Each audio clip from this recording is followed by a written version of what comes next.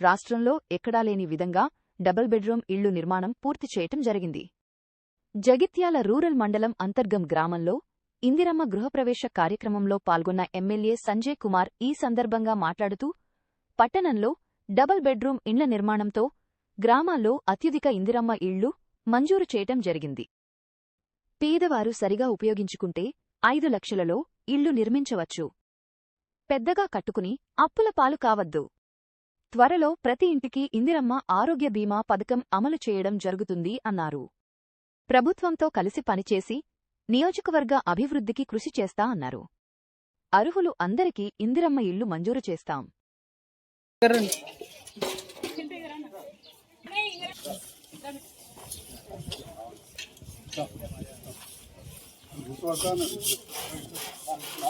సాదాగర్